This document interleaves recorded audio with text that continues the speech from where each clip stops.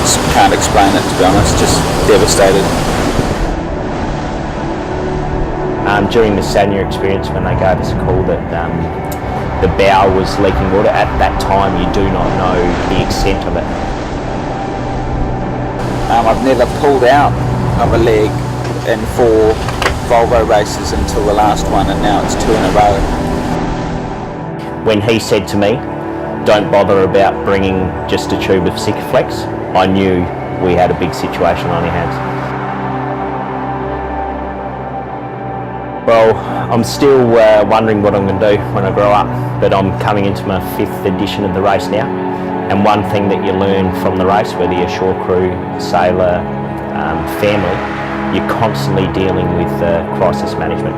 Crisis management from as small as do you have the correct resin to make a repair, up to as big as a broken mast and how you're actually going to deal with it. We have to be extremely resourceful.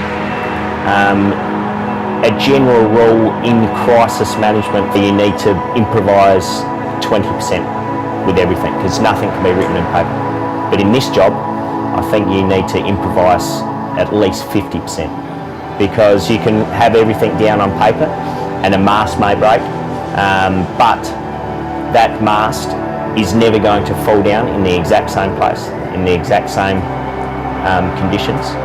So you're never going to deal with the exact same situation. So you have to learn to adapt, and adapting is being resourceful.